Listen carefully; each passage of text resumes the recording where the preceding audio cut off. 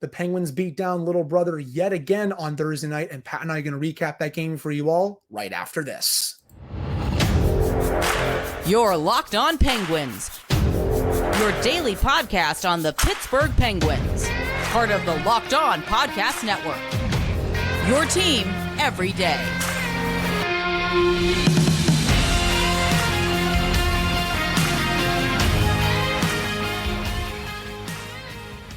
Hello, welcome back to another episode of the Locked On Penguins podcast. I am one of your hosts, Hunter Hodes. You can follow me on Twitter at Hunter Hodes, joined by my co-host, Patrick Dabb. You can follow him on Twitter at Syndrome for Rhett, and you can follow the show's Twitter at LO_Penguins. Of course, thank you all so much for making this your first listen/watch of the day.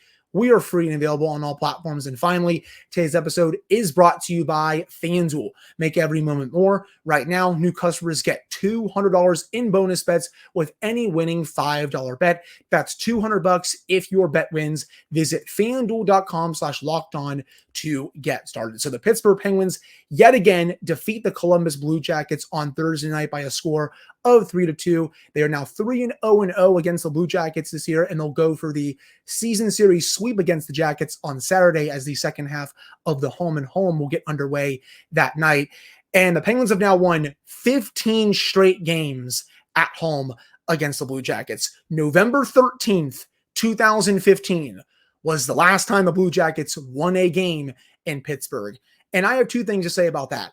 A, I was a senior in high school the last time the Blue Jackets won a game in Pittsburgh. And B, PBG Paints Arena was not even in the name of the Penguins Arena at that time. It was Consol Energy Center. So it's been quite a while since the Jackets won a game in Pittsburgh. But getting to this game overall, the first period, not much happened at all. It was certainly a period of hockey that was played, to say the least. It was pretty boring overall. But then the action picked up in the second period. You had 2 goals aside for each team. And then Drew O'Connor gets the game winner, not even a minute into the third period. And by the way, that was a beautiful missile of a shot for him to get his 12th goal of the season. But I want to start today's show with some praise for Evgeni Malkin. He was awesome in this game. It's been a while since we've seen one of those quote-unquote Geno bombs on the power play, but he uncorked that sucker when he got the puck from Chris Letang. He then gets his second goal of the night to tie the game at 2-2 off of a brilliant feed from Sidney Crosby. I loved how Geno waited out Tarasov. He was kind of scrambling around in his net a little bit and then tucked it 5-hole. You could tell that having his parents in the building watching him really galvanized him a little bit. And Geno was able to get his 20th and 21st goals of the season. And you look at his overall numbers, 21 goals, 55 points in 72 games. I understand that Evgeni Malkin is not what he used to be. For God's sakes, people, he's 37. He's going to be 38 over the summer. But to say that he's cooked or that he's washed, I think that's a little ridiculous in my opinion. Yes, I've been critical of Malkin at times on this show just because he's gone through stretches of play where we just really haven't seen him struggle like that throughout his career. But again, we have to remember that he is in his upper 30s, and he's also had a very weird rotating cast of line mates throughout the season. At one point, Colin White was on his line for a handful of games. But I just wanted to take some time to shout out Evgeni Malkin because he had one heck of a game last night, and those performances need to be jotted down always because you're not going to be getting these type of performances from Geno forever. No, you won't. And I think you're absolutely right. He even spoke about it after the game that the presence of his parents in the building really seemed to motivate him to play a little bit better. He even joked, I wish they'd have been here in October or November so we could have really gotten things going better earlier in the season.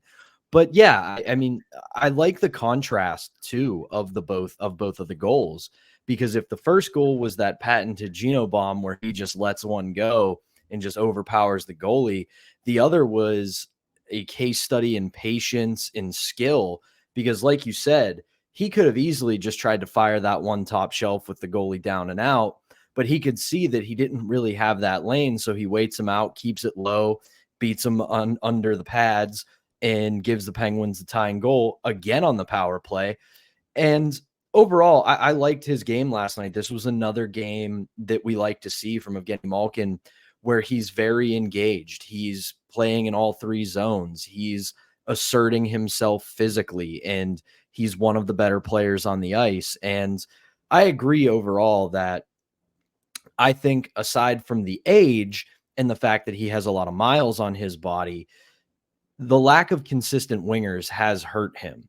If anything should be a priority this offseason, it should be to find somebody to staple to Evgeni Malkin's wing for the majority of the season, because we know injuries happen, slumps happen, things like that. But you got to find somebody that can sit there on Geno's wing for the majority of the season and help him out, because at 38, which will be next season, yeah, he's probably going to be a little bit slower. He's not going to be as good as he once was, but he still has the power and the skill to be a genuinely very good hockey player on this roster. Agreed. And I even put a tweet out last night when he scored his second goal, asking people if we can stop with the washed allegations with Evgeni Malkin. And I had so many people come in my mentions and my replies are like, no, he's still washed. Look at the turnovers. Look at all this other stuff. And it's like, again, 21 goals, 55 points in a season where the Penguins power play has been flat out awful, and he's had really bad line mates for most of the season. If the Penguins have an average power play, he probably has at least 65 points in those 72 games. He's probably close to a point per game player right now. He is not washed at and there's all. the fact that this is the 15th season in his career he's had 20 or more goals. Yes. Yeah, scoring's up in the NHL this year and up overall over the last couple of seasons, but there aren't many guys who can say that they have been able to get 20 or more goals in a season that much and still continue to do it this season. If he can put together a 20, 25 goal campaign next year and you build out this depth, and then you have Sid, who at this rate looks like he might be going for the record for most consecutive point per game seasons, well, then you might have something here next year. Agreed. And I do think some people have unrealistic expectations for Geno because they watch Sidney Crosby do what he's doing at age 36. But Geno was never going to age like Sid is doing. And I think most players that are Sid's age in the NHL are not going to age like him. I mean, Sid is just one of a kind. So I think there's also that you have to throw in there as well. Again, has Evgeni Malkin lost a step? Absolutely. He's a bit older now compared to where he was in 2015, 2016, even before then. But is he washed or is he done? No. And I think you're going to see that next season as well. He's also closing in on a couple of big milestones heading into next season. Right now, 492 goals, 8 more goals to 500, and also 16 more points to 1,300 points in the NHL. And speaking of Sidney Crosby, I mentioned him just a second ago. Another 2-point night for the captain, Pat, 9 points in his last 3 games. It looks like right now he's probably a lock for his 19th straight point per game season. And also, we should congratulate Crosby on becoming 11th all-time on the NHL's all-time scoring list, passing Ray Bourque. He has 1,580 points, 10 more from tying Phil Esposito for top 10 all-time. There's a chance that he could tie Esposito by the end of the season if he keeps producing the way he's been these last few games. And also a couple big milestones coming up for Crosby. 5 more assists until he hits 1,000 for his career, and 15 more goals until he hits 600 for his career. Just another ho-hum great night for the captain. Yeah, he again led the way. You see the 2 assists, and it's easy to look at that and say it's not much, but just again, it was another game where his overall body of work was fantastic. Great in all 3 zones. He was a force in the offensive zone, as he has been as of late. And I mean, at this point, I think it's safe to say he's going to get to the 82 point mark. He's only a handful of points away. There's still 10 games to go. And just the way he's finding his stride right now kind of shows you that even if this season has not gone the way it's supposed to go, you can tell this is a guy who cares about his legacy. He may never talk about it. He may never come out and give himself praise for what he does individually, because that's not who he is. But he's a deeply proud, deeply competitive person. And players like that care about where they sit in the history books of the National Hockey League. You know what play of his that I really loved last night that's not going to show up on the score sheet? It was at the end of the third period. They're trying to just win the game. Columbus has the goalie pulled. And Sid comes onto the ice, and he kills at least 30 seconds of that 6-on-5 opportunity before he got penalized with less than 30 seconds to go. He killed 30 seconds of it in the Blue Jackets' own end. Just being a agitator along the boards and just pinning the puck on his skate and not letting any of the Blue Jackets players get it out. And he was flat out wasting time so the Jackets couldn't go down and potentially tie the game to send it to overtime. It's that drive and it's that passion that still separates him from a lot of other players in the NHL. I know a lot of people that follow this team, listen to our show, want this team to lose out, to get that better draft pick, to have a better chance at getting Celebrini, but Crosby is not going to let that happen. He is not going to let this team just tank over their final 10 games. Sure, they could still lose a good chunk of these remaining games, but it's not going to be because of Sid. He is still going to try to will them to every single win that he can heading into next season, even if this team likely does miss the playoffs. It's just not how Crosby, Malkin, Letang, Rust, and a few of the other guys are wired. They're not going to go quietly into the night. They just aren't. And I know we said they might because it looked that way after the Jake Gensel trade, but they got through their mourning period and it definitely hurt their prospects of getting in. But at this point, they are going to battle all the way through at game 82. Agreed, 100%. And I think that'll wrap up this first segment of today's episode. Coming up in the second segment, we're going to get into Drew O'Connor's goal and how he continues to mature before our very eyes, and detail how the Penguins did another great job of defending a third period lead. That's 2 games in a row where the Penguins have done a fabulous job with the lead in the final frame. But before we get to that, we got to tell you all about eBay Motors. Passion, drive, and patience, what brings home the winning trophy, is also what keeps your ride or die alive. eBay Motors is everything you need to maintain your vehicle and level it up to peak performance, from superchargers, roof racks, exhaust kits, LED headlights, and more. Whether you're into speed, power, or style, eBay Motors has got you covered. With over 122 million parts for your number one ride or die, you'll always find exactly what you're looking for. And with eBay Guaranteed Fit, your part is guaranteed to fit your ride every time, or you'll get your money back, because with eBay Motors, you're burning rubber, not cash. With all the parts you need at the prices you want, it's easy to turn your car into the MVP and bring home that win. Keep your ride or die alive at ebaymotors.com. Eligible items only. Exclusions apply, and eBay Guaranteed Fit is only available to U.S. customers. All right, we're back here in this episode of the Locked On Penguins podcast. I'm one of your hosts, Hunter Hodes, joined by my co-host, Patrick Dam. So Drew O'Connor gets the game-winning goal for the Penguins right away to start the third period. 35 seconds in, he notches his 12th goal of the season, also has a career high in points with 27. And as I teased heading into this second segment, the way that he has matured throughout this season has been something to watch. It's honestly been one of my top bright spots for the season overall. Even though there's been a lot of negativity surrounding the team, seeing O'Connor assert himself as a bona fide good bottom 6 player, or at least a third line player that can also play top 6 minutes if you need him to, that has been awesome to see. And that release was something else. After struggling a little bit against Carolina, still getting the empty net goal, he carried that final shift over into this game against Columbus and had one of his finest games of the year. I continue to be really impressed by this kid.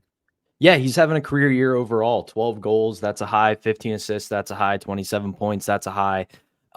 He's reminding me a lot of a Brian Rust type player, to where you're probably not going to give him a true defined role. Now, I will say Brian Rust has grown into a bona fide top 6 winger, and I think he's going to remain there the rest of his career until it starts falling off a little bit when Father Time comes for him. But you look at the way he plays the game, there's nothing fancy about it. There's nothing that's overly skilled.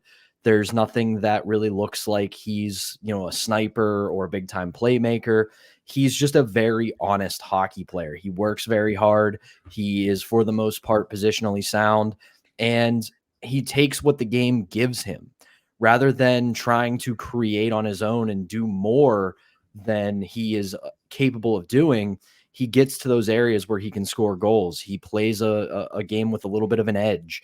He's a very fast skater. And a lot of those things I'm describing are how you could describe Brian Rust when he came into the league in the 15-16 season and really started to make his mark in that first Stanley Cup run in 2016. So I like a lot of what I've been seeing from Drew O'Connor. And this is a guy that I think going forward can be one of those quote unquote younger pieces. He's 25. So, he's not not early 20s like a lot of the people want to see this team get, but he is definitely in that crop of players that if this team wants to get a little bit younger, a little bit faster, that's a guy that you hang on to unless you get a really good offer or return package for him, which at this point, for a guy who's only got a shade under 30 points, I don't think a lot of teams are going to come calling. No, I don't think so either. And I also don't think you should move him during the summer at all. Again, he's shown an ability to play top 6 minutes when needed. Now, do I want him on the top line for a full 82 game season? No, I would like the Penguins to go out there this summer and get another bona fide top 6 winger, where that's free agency if you can somehow convince Jake Gensel to come back, or it's via trade, but you still got to get someone to, I guess, upgrade O'Connor, and then you can move him down to a third line role, which I still think he is better suited for at this point in his career. If you can have him on your third line with someone like Valtteri Pustin on the other wing, and then even Eller or an upgraded third line center, I'll be pretty happy about that heading into next season. In a perfect world, I would love to see an upgrade over Eller at third line center. And that's not to say that I haven't liked Eller's game this year. I think he's been fantastic for the Penguins, but I think a player that is a bit better than him and a bit younger than him could slot in there and maybe get a little bit more out of O'Connor and potentially Pustin for next season. That's at least my dream for a third line heading into next year. For sure. And to keep the Brian Rust comparison going, I also think Drew O'Connor meshes fairly well with Evgeni Malkin. I don't think that he can or should be the answer we talked about in the first segment of Malkin needing a consistent winger next season. But similar to Rust early in those earlier days, he's a guy that can slot in there for a handful of games or a little bit of an extended stretch when need be, and not look out of place because he hasn't, which is funny because, again, to keep the Brian Rust comparison going, Rust has developed some very good chemistry with Sidney Crosby and plays very well with Sidney Crosby. On the other hand, Drew O'Connor and Sidney Crosby are oil and water. They really do not mix that well. So I think that's where the value lies with Drew O'Connor right now and into the future. Right. And I think part of the reason why he's up there is they like how Bunting has meshed with Geno so far as well. You can put Bunting with either Crosby or Malkin. I prefer him a little bit more with Sid, though I do know he's working well with Malkin. Again, it doesn't really matter which one you put him with, but if I had a preference, I would put Bunting with Sid and move O'Connor down to the second line with Geno. But again, that's just my opinion on that. But outside of O'Connor, another thing I really liked about this game for the Penguins is how they defended once they got the lead in the third period. The Jackets only had 0.27 expected goals for at 5-on-5 in the third period after O'Connor gave the Penguins the lead just 30 seconds in. They only had 2 high danger chances for in that period as well. They ended the game with only 8 high danger chances at 5-on-5. That's 2 masterclass performances by the Penguins with the lead in the third period. And I ask you this, where has that been all season? I don't know. And again, even not looking at the analytics of it, the Blue Jackets only got all 7 shots on goal in the third period while trailing for 19 and a half minutes. And usually score effects kicks in and teams like that just start firing everything at the net, because both they're trying to get a tying goal and the other team is backing off a little bit. But the Penguins didn't really do that. I will say this, though. There is one thing that still remains a concern for me. We're going to talk about it a little more in the final segment today, but not exactly thrilled with Alex Nedeljkovic's game. An .895 save percentage. Granted, only faced 19 shots. Not a ton of them were of high quality variety, but you play a team like Columbus, who we talked about yesterday in the preview, just not a good team. They're very much a team that's in a rebuild mode. They're in a very transitional period because of everything with the coaching staff and the front office. That is a game where, again, I referred to it as cookie night, where it's a night where some guys can maybe get some more points on their stat sheet. And you want it to be a game where your goalie kind of just shuts them down. And I'm not going to say that he didn't, because 2 goals against is not the end of the world. But when you only face 19 shots, you come out with an .895 save percentage. It keeps the trend alive that in the month of March, neither goalie has had a .900 save percentage. And yes, this is a little bit of nitpicking. They got the win. They played well. Nedeljkovic wasn't poor, but at the same time, you see where this month has been trending, and it continues to be something that is of concern. See, I get what you're saying with that, with the 895 save percentage, but I'll push back a little bit to what you're saying as well, because you look at the 2 goals that he gave up, right? That first one, in my opinion, that shouldn't have counted. Unless I'm blind, that puck was over the crossbar when the stick batted it in. I don't I know thought how so that too. wasn't I didn't reversed. get a chance to weigh in on that with you, but yeah, I agree that that probably should not have counted. No, I mean, and I even had my glasses on for this. I don't usually have my glasses on when I record. I just look like a complete buffoon when I have them on when I record the show with everyone. But when I put my glasses on, when I was reviewing that replay numerous times, I was watching the game, I'm like, this does not look like a good goal. But the officials gave it to Columbus, whatever. And then the second goal, that was a bad odd man rush given up by the Penguins. 3-on-1. Sillinger is going to make you pay every single time. There's really not much Nedeljkovic can do with that 3-on-1 again. So those 2 goals, I'm not really going to pin too much on him. And again, I know he was 895, but I still think he played well enough for the team to get the win. Wouldn't be surprised if he gets the start in the second half of the home, but I still think they could go back to Jari for that game, because I don't think they just want to have Jari riding the bench, for the rest of the year. For sure. And again, like, you're right that you can't pin either goal on him. But again, it's kind of a chicken and egg kind of thing, because, the saves he made were good. He did make a couple of very solid saves when Columbus did get their couple of chances. But at the same time, I would like to see, even though this season is cooked with only 10 games to go, I would like at the very least to get it out of the season with the goaltending having stabilized a little bit. That's fair. And, he did make a big save in the third period where the Penguins had a power play and they gave up another shorthanded odd man rush, because when do they not give up shorthanded odd man rushes when they get a power play? Though they did score 2 power play goals in that game, which was nice, but that shorthanded chance against can't happen. And it was good to see Nedeljkovic there to make that big save when it was needed. But I think that will do it for this second segment. Coming up to end the show, we're going to get you all set for part 2 of this home and home against the Blue Jackets and how the Penguins can officially sweep the season series against Columbus. We're going to get into that right after this. All right, we're back here on this episode of the Locked On Penguins podcast. I'm one of your hosts, Hunter Hodes, joined by my co-host, Patrick Dam. So, Penguins Blue Jackets yet again on Saturday, this time in Columbus, with that massive cannon that I know freaks everyone out that goes to Nationwide Arena. I have not been to Nationwide Arena yet. I hope to go there at some point one day, but I'm sure I'm going to get a bit scared when I hear that cannon go off for the first time. So it's a lot of fun. I will say that. I will say that for Columbus fans. I have been to a game at Nationwide. It was the 16-17 season, so they were still pretty good. I'm actually pretty sure the Penguins lost that game.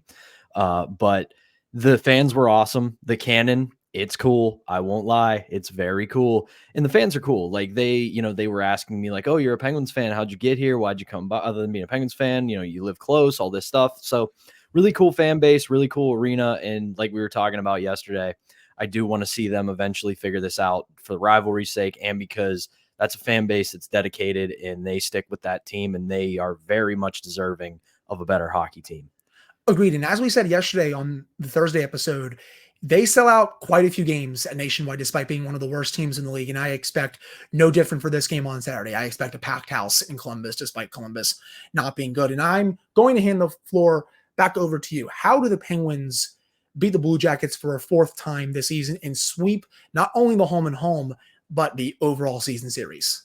I mean, I'm gonna channel my inner Phil Bork, inner Bob Airy here, and they just got to play with swagger, because they know they're the better team, and Columbus knows it too. Now, granted, Columbus isn't going to lay down. They certainly didn't last night. They played up until about the last 10 minutes of the game, they played a very spirited effort. They had some physicality. They had the lead on 2 different occasions, and the Penguins aren't going to be able to walk in, take 2 points, go home, have a fun little start to their upcoming road trip. Penguins will have to earn it, but you play the way that you played last night, it's pretty easy. Not easy, but it'll be a better way to get 2 points. Just keep doing more of the same. And the other thing is, we talked about it. I like the way they defended last night. They limited the Columbus Blue Jackets to less than 20 shots, and they kept most of their opportunities except for the questionable high sticking goal and the odd man rush they kept a lot of their opportunities to the outside. And anytime they would get a chance, very rarely was there a second chance. So they got to play with a little bit of swagger, and then they have to defend well and just, again, put the clamps down on this Columbus team, because they're mired in a lot of misery lately, and you don't want to be the team that lets them up off the mat.